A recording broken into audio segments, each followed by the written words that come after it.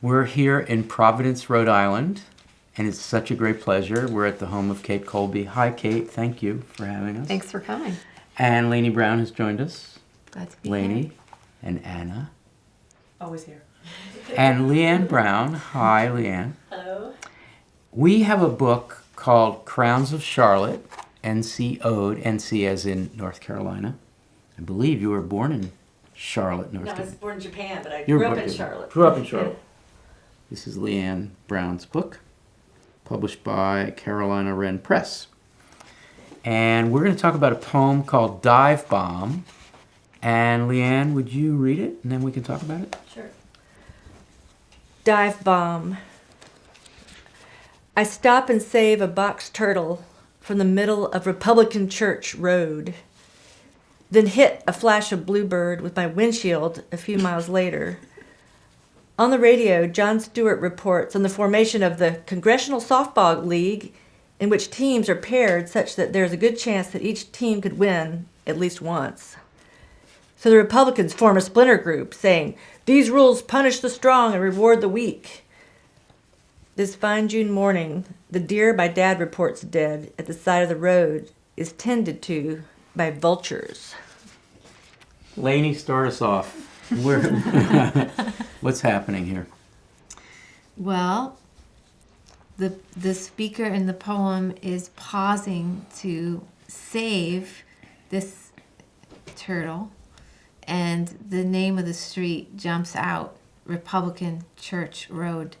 I presume it's Church Road, and the speaker added that it was a place where a lot of Republicans... No, it's called Republican Church Road. Okay. Can't make these things up. No, clearly not. All right.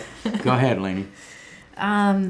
And so then immediately there's a bluebird hits the windshield. So it's like she's trying to avoid killing the turtle, and then Winds up killing a bluebird. kills a bluebird, which is, we can talk about It's a little funny. this bluebird is hopefulness and beauty and Oh my innocence gosh, and all yes. this stuff. And in the middle of that, we have Republican Church Road. So, what's the relationship between people and the natural world and politics and harm? Great. Those are the issues. Kate, take it from there. What is the relationship between people and politics and nature? And Well,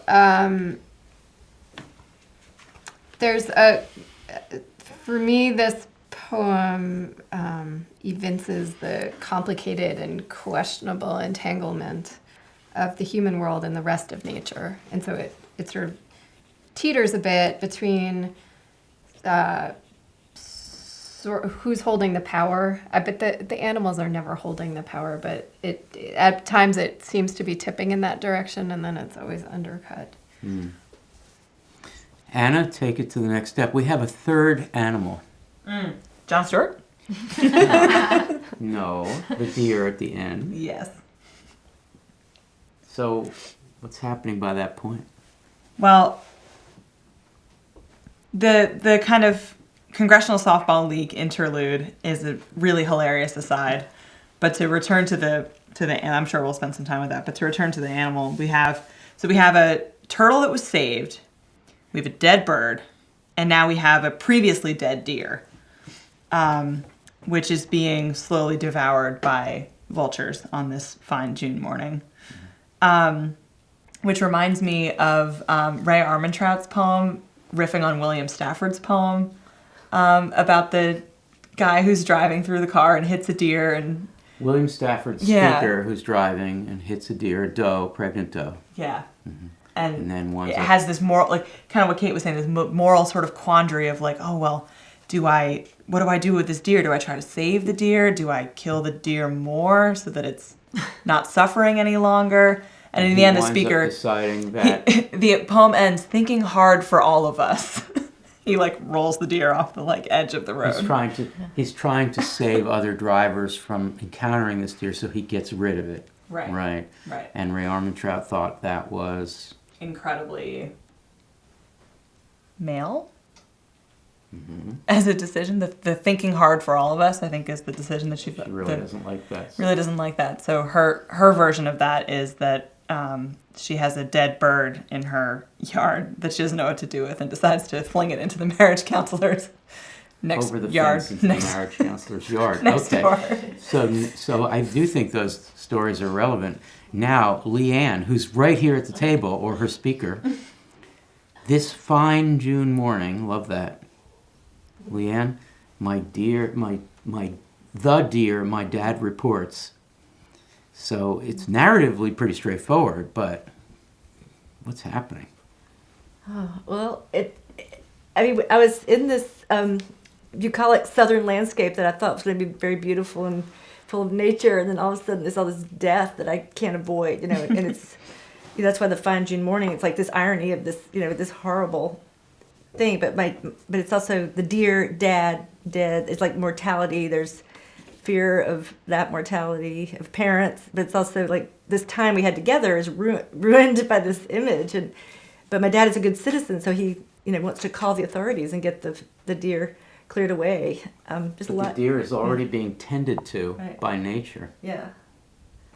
But the deer was killed by humans. By humans, yeah. So it sort of lands on this note like, oh, here's ecology at play where, the humans aren't intervening. But Right.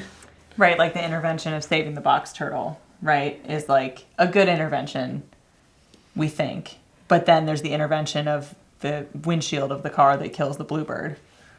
So there's like all these layers of the ways that humans interfere with to help and to hurt. One thing Leanne does that William Stafford doesn't do, and nor in ridiculing Stafford does Ray Armentrout, and that is to be overt about the politics of the situation, even though you can't actually say that the death of these animals is political, but you come pretty close to saying that. That's pretty, forward of you. Yeah, it's just I just feel like I just lay the juxtaposition as it happens, in real time. I'd make a poem out of it, but it's like sometimes reality gets so sharp. It's like a poem is unraveling in front of you. You're presenting itself. So I'm just saying, this is what happened. This is what happened. This is what I hear on the radio, and that's what happened. Right. But it's like laying them beside each other and trying to share that. There's associations with the reader, And, Right. and the Republican theory, some nature has arrived. Let the record show that the dog of the house is very excited here. The Republican idea is of, shall we say, dog eat dog? The Republican idea that that the strong should be able to be strong and the weak should remain weak is hilariously undercut by the softball league, in which they've made sure everybody gets to win. Right. Right? Yeah. Then Yeah. the speaker Right. notes that the Republicans want to dissent from that, Right. arguing that the rules punish the strong, meaning the Republicans should win the softball games. If they're the strong. But Leanne, the speaker, is saying something about how nature is. So we have a weird ratio, right? Yeah. Republicans are to Democrats as people are to nature. Right. Exactly. Yes. Really great poem. And also the Republican Church, like they're not supposed to have what happened to separation of church and state in that word, the Republican Church Road. Like, why would they name it that? I guess there might be other ways to call it that. Yeah. Lainey, what are you thinking about now? I'm thinking about the title. me too. And so there's reference to war in other poems in the book as well. Maybe Leanne wants to say something about it, or maybe not. There's a anti-war theme throughout, but it's a lot about being in the South and just sort of. I had an uncle who was killed in Vietnam, so there's a lot of poems about him. And there's thinking about planes and dive bombing, militaristic planes, but also how the bird just dive bombed into me. But I also think that there's a lot of, even though it's sort of a more straightforward poem compared to a lot of my poems, there's a lot happening at the level of the letter, Like even just dive and bomb. They're two 4-letter words with the vowel in the second place. And there's something that I picked those for the sound, but the dive bomb. It's like it's like a bomb going off, in your head. A flash of bluebird. Yeah. Yes. Well, and it only ever now applies to birds, I think. The term dive bomb, whereas it was a human Yeah, in a phenomenon. military. Yeah, that's right, But Kate. it no longer exists We don't in that do context. dive bombing in war, so it's really only birds. So it It's belongs become a to metaphor. birds, Oh, yeah, that's right. really smart. So wow. Thanks. No, really, that's amazing. Because so it's a dead metaphor, as it were. Oh, wow. Yeah. Cool. So dad, we have dear dad dead. You hinted before that it's a kind of a premonition of parental passing, but also the dad you love who cares Yeah. so much that he wants to make sure that the deer doesn't get eaten in the natural way by the vultures, but is taken care of by the people who are supposed to, by the Democrats. Right. I'm just noticing that there's a parallel kind concern with the speaker of the poem saving the turtle, and then the father wanting to make sure the deer is okay. There's this gentle caring Like father, that's like daughter. being that's being daunted at every step. Yes. Yeah. Sadly. Yeah, I am my father's daughter, yes. It's a really, it's always trying to really figure out. beautiful Yeah. daughter-father poem in some ways. Yeah. Yeah, and I've written so much about my mother in this book especially, and I feel like I'm always trying to approach my father, and it's like Yeah. they're definitely in there. And I feel like the next book I'm working towards my father still. I was trying to figure him out. It was like there's just this real closeness, but like it's a difficult poetic subject for me. I had yeah. this emotional riff about it when I first encountered it, because I read through this book. I thought, which poem should we talk about? And I just really hit on this one, Leanne. I mean, I have this image. It's probably a pretty accurate one of the daughter, the New York poet daughter, coming home to North Carolina, and basically visiting your parents, visiting your father, let's say, and driving. This is a driving poem, right? Yeah. We have the driving in the first stanza and the driving in the second, and on the radio, so that's still driving probably, Yeah. right? And then you get there, you arrive, and your dad has a report on, it's really kind of a commentary on what you've been experiencing here in the wilds of North Carolina. And it just strikes me as a daughter driving to see dad poem, to kind of have your values, affirmed? Here we have this weird Jon Stewart moment, and there's your dad. Is that far-fetched?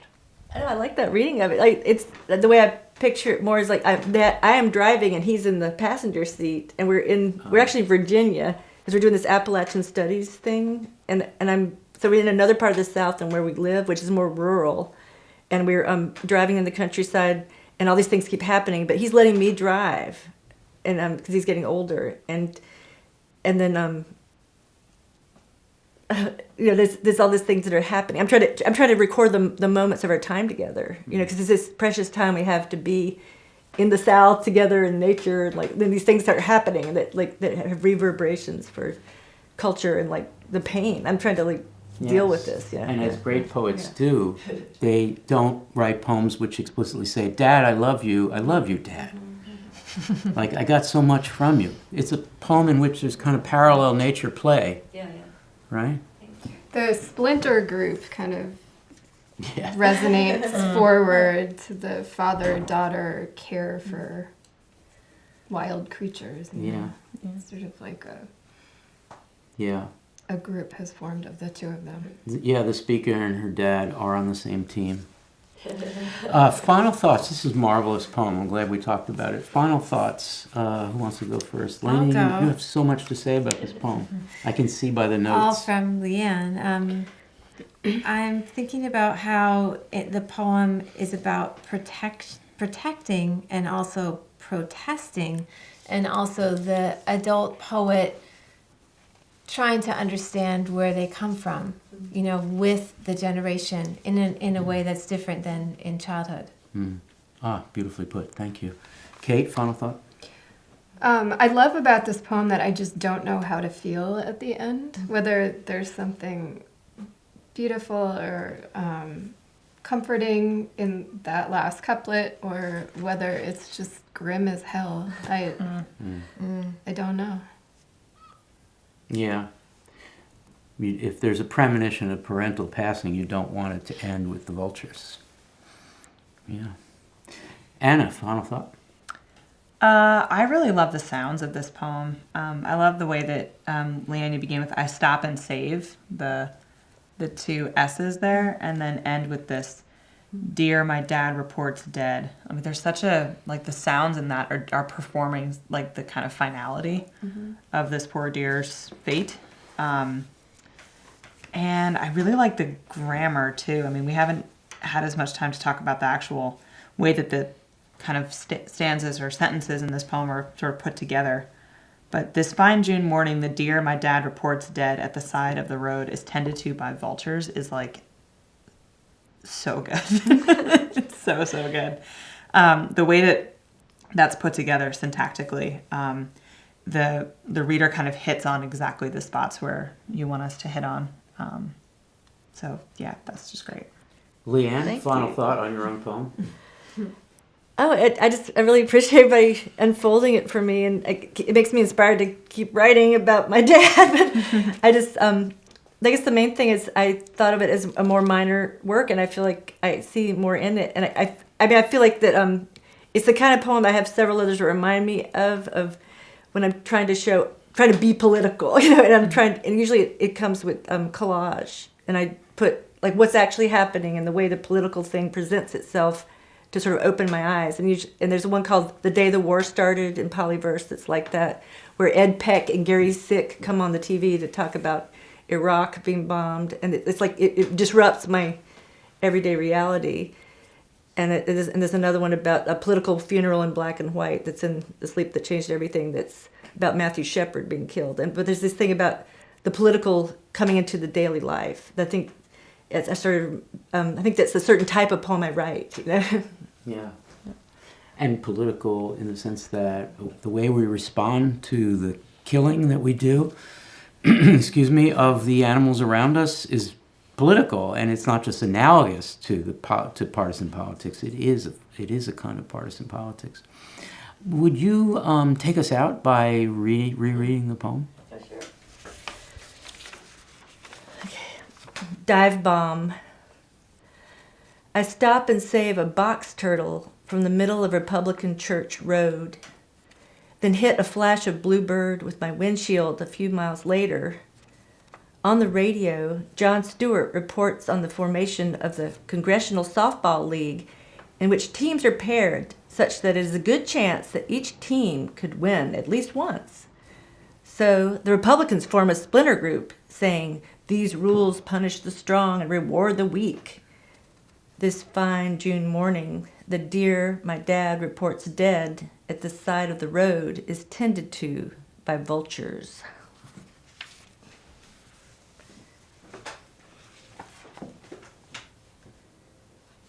That was beautiful. Thank